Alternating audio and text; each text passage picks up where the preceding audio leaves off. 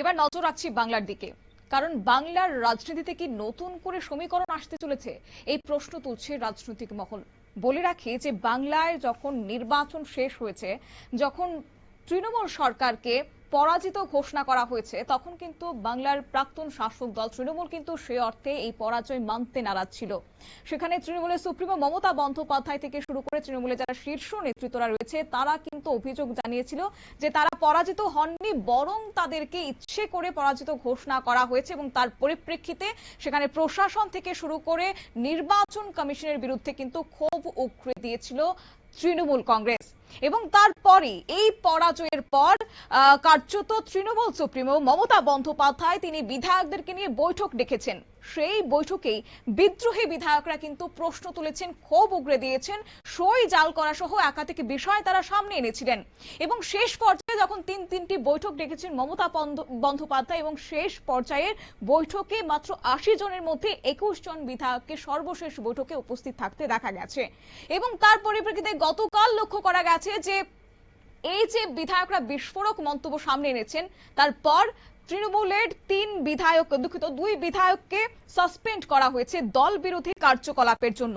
বর্তমানে এই পরিস্থিতিতে দাঁড়িয়ে রাজনৈতিক বিশ্লেষকরা কিন্তু মনে করছেন যে তৃণমূলের অন্দরে একটা অসন্তোষ, একটা ফাটল লক্ষ্য করা যাচ্ছে। এবং এই নিয়ে নতুন করে একটা জল্পনা বাড়তে শুরু করেছে। যখন তৃণমূলের অন্দরে একটা ক্ষোভ, একটা বিধায়কদের মধ্যে একটা অস্বস্তি তৈরি হচ্ছে, তখন কি নতুন করে কোনো দল আত্মপ্রকাশ করতে চলেছে বাংলার রাজনীতির ময়দানে? এই নিয়ে কিন্তু নানাহ জল্পনা শুরু হয়েছে। আমাদের সঙ্গে যুক্ত হয়েছেন সাংবাদিক, পশ্চিমবঙ্গের সাংবাদিক ত্রিদীপ ভট্টাচার্য। আপনাকে স্বাগত জানাচ্ছি নিউজ ওয়ান গার্ডের লাইভে।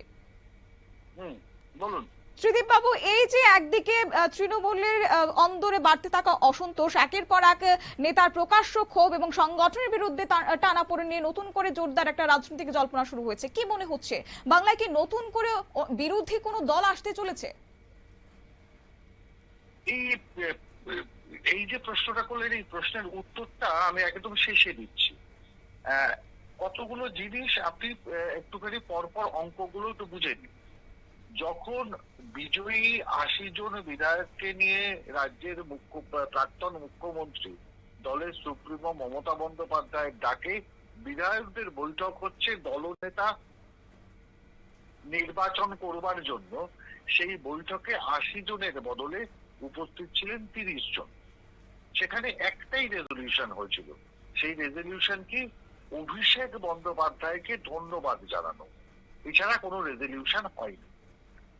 এরপরে ওই ৮০ জন বিধায়কের চিঠি সহ বা ৩০ জন বিধায়কের চিঠি সহ যে কাগজ আমাদের স্পিকারের কাছে, বর্তমান যিনি স্পিকার সেই স্পিকারের কাছে জমা দেওয়া হয়, সেখানে বলা হয় যে এনারা সবাই মিলে ঠিক করেছেন আমাদের বিরোধী দলনেতা অমুক হবেন, শোভনদেব প্রবীণ বিধায়ক অমুক হবেন। তো এটা দেওয়া হয়। প্রশ্নটা হচ্ছে এইখানে তার সঙ্গে একটা ফরওয়ার্ডিং লেটার যায়। সেই লেটারটা লিখেছিলেন অভিষেক বন্দ্যোপাধ্যায়। তিনি বলেছেন যে সমস্ত বিধায়কের উপস্থিতিতে দলনেতাকে বেছে নেওয়া হয়েছে। স্পিকারের পক্ষ থেকে তখন জানতে চাওয়া হয় এই যে বৈঠকে মিনিটস হয়েছিল, সকল বিধায়কের সই করা কাগজটি স্পিকারকে জমা দেওয়া হোক। সমস্যা শুরু হচ্ছে এখান থেকে। এবার যখন বিধায়কদের ডেকে কথা বলা হয়, তখন জানা যায় ঋতব্রত বন্দ্যোপাধ্যায় এবং সন্দীপন সাহা জানিয়ে দেয় যে সেখানে অন্য কোনো রেজলিউশন হয়নি। এবং তারপরে ঋতব্রত এবং সন্দীপন সাহাকে তৎক্ষণাৎ পার্টি থেকে বহিষ্কার করা হয়।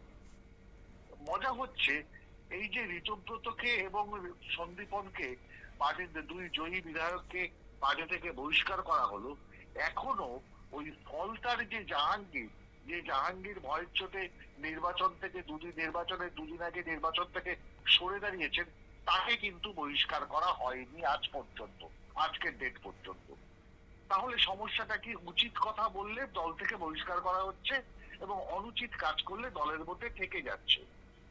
এর আগেও আমরা এই আপনাদেরই এই অনুষ্ঠানে জানিয়েছিলাম যে দিল্লিতে ইতিমধ্যে তৃণমূল কংগ্রেসের 12 জন সাংসদ এবং 6 জন রাজ্যসভার সদস্য সোনিয়া গান্ধী রাহুল গান্ধীর কাছে করতে দিয়ে বসে আছেন যে যদি তাতে ঘর ওয়াপসি করা যায়। তবে তৃণমূল ভাঙছে এটা নিয়ে কোনো বড় প্রশ্ন নেই। সেই ভাঙনটা কিরকম হতে যাচ্ছে? ভাঙনটা কি একেবারে আড়াআড়ি ভাঙছে, নাকি এই যে 80 জনের মধ্য থেকে ভেঙে অন্তত 53 জনে না হলে 2/3 মেজরিটি হবে না? 2/3 যদি বিধায়ক বেগে চলে আসে তবেই সেটাকে আলাদা রাজনৈতিক গোষ্ঠী বা দল হিসেবে স্বীকৃতি দেবেন স্পিকার। তাহলে প্রশ্ন হলো এই বৈঠক আদৌ এরা করেছেন কিনা। গতকাল একটা প্রেস কনফারেন্সে ঋতব্রত বন্দ্যোপাধ্যায় জানান যে এই ধরনের কোনো বৈঠক হয়নি। উল্টো দিকে কুণাল ঘোষ বেলেঘাটা থেকে জিতে আসা তৃণমূল কংগ্রেসের যিনি মুখপাত্র, তিনি বলেছেন যে কোন একটি হোটেলে বসে এরকম বৈঠক হয়েছে, তাতে 50 জন উপস্থিত ছিলেন, তাদের কাছে আবেদন করছে আপনারা ফিরে আসুন। তিনি কথা বলেছেন। তাহলে একটা জিনিস বোঝা যাচ্ছে তৃণমূলে একটা বড় ভাঙন আসতে চলেছে। কিন্তু সমস্যা হলো কংগ্রেস থেকে যখন তৃণমূল তৈরি হয় সে সময় সেই ভাঙনের নেতৃত্ব দিয়েছিলেন মমতা বন্দ্যোপাধ্যায়। এখন এই 50 জনের মধ্যে মমতাপন্থী বা মমতা বিরোধী কতজন আছেন সেই সংখ্যাটা বুঝতে হবে, এবং নেতৃত্ব দেওয়ার মতো মুখ এখানে আছে কিনা, থাকলে তার ভূমিকা কি, তিনি কতটা সংগঠিত করে রাখতে পারবেন এই 53 জনকে। এবং এই ভাঙনের সময় মহারাষ্ট্রে যে ঘটনা ঘটেছিল বিজেপি কতটা এই ভাঙনকে ইন্ধন দেবে, এই অনেকগুলো অঙ্ক কিন্তু পরপর আমাদের মেলাতে হবে। তবে এটা সত্যি যেভাবে দলে দলে বিভিন্ন পঞ্চায়েতে বিভিন্ন পুরসভাতে দলের নির্দেশ অমান্য করে কাউন্সিলর এবং পঞ্চায়েত সদস্যরা, জেলা পরিষদের সদস্যরা তারা পদত্যাগ করছেন, একটা ভয় তৃণমূল কংগ্রেসের মধ্যে ঢুকে গেছে যে যে ব্যাপক দুর্নীতি, প্রাতিষ্ঠানিক দুর্নীতি তারা করেছেন তার হিসেব কিন্তু এবার চোকানোর সময় এসেছে।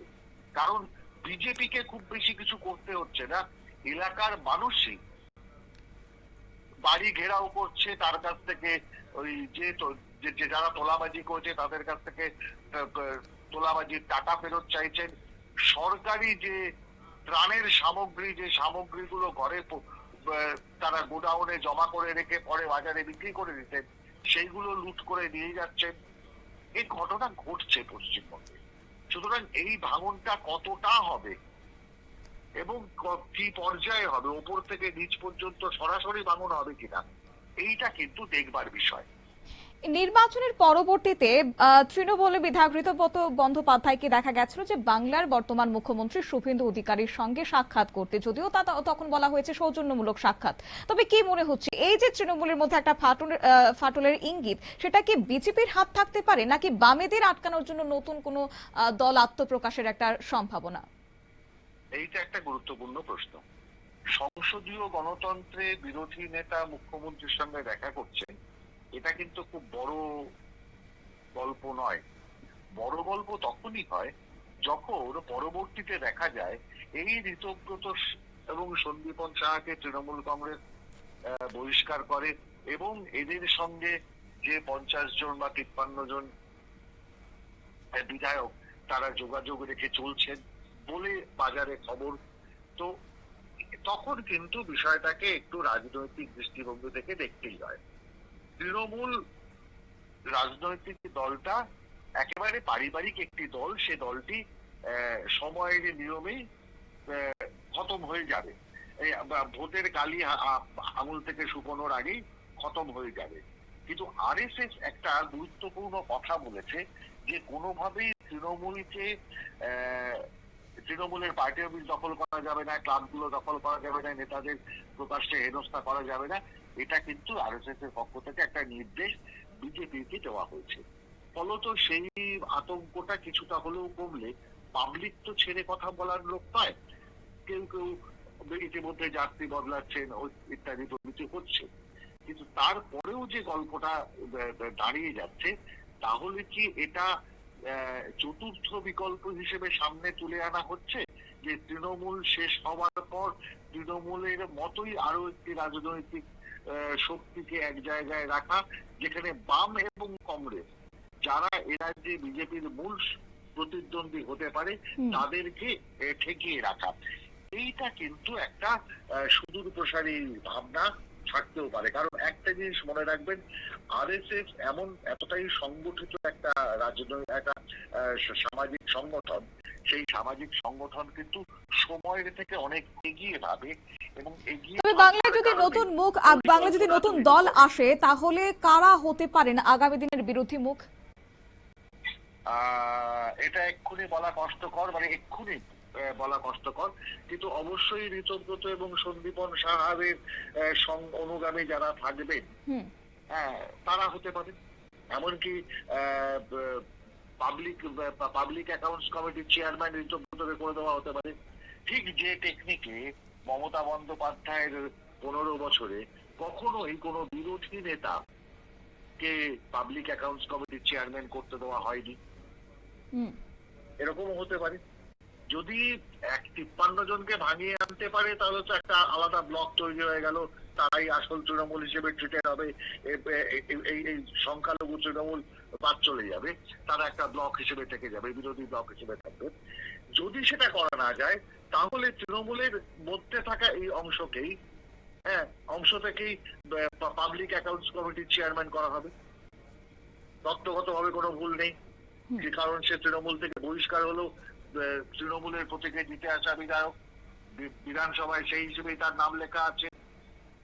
স্পিকার এটাকে ইগনোর করতেই পারে, তিনি পিএসসি চেয়ারম্যান ঋতব্রতকে করে দিতে পারেন, আরেকটা গুরুত্বপূর্ণ কমিটির চেয়ারম্যান সন্দীপন সাহাকে করে দিতেই পারে।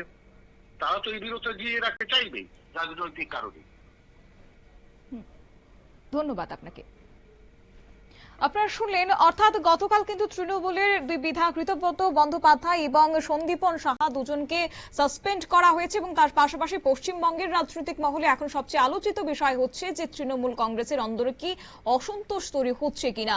কারণ সাম্প্রতিক সময়ে একাধিক নেতা এবং জনপ্রতিনিধির প্রকাশ্য মন্তব্য, সাংগঠনিক সিদ্ধান্ত নিয়ে ক্ষোভ এবং নেতৃত্বের বিরুদ্ধে প্রশ্ন তোলাকে কেন্দ্র করে নতুন করে রাজনৈতিক সমীকরণ নিয়ে আলোচনা শুরু হয়েছে। তবে রাজনৈতিক বিশ্লেষকদের একাংশের মতে দীর্ঘদিন ধরে ক্ষমতায় থাকার ফলে দলের ভেতরে একটা মতপার্থক্য এবং গোষ্ঠীদ্বন্দ্ব বেড়েছে। তবে এই পরিস্থিতিতে অসন্তুষ্ট নেতাদের একাংশ যদি একজোট হন তাহলে নতুন রাজনৈতিক শক্তির উত্থানের সম্ভাবনা বর্তমানে কিন্তু এড়িয়ে দিচ্ছে না বঙ্গের রাজনৈতিক মহল। সংবাদ আপাতত এ পর্যন্তই। পরবর্তী আপডেটের জন্য চোখ রাখুন শুধুমাত্র নিউজ ভ্যানগার্ডের পর্দায়। নমস্কার।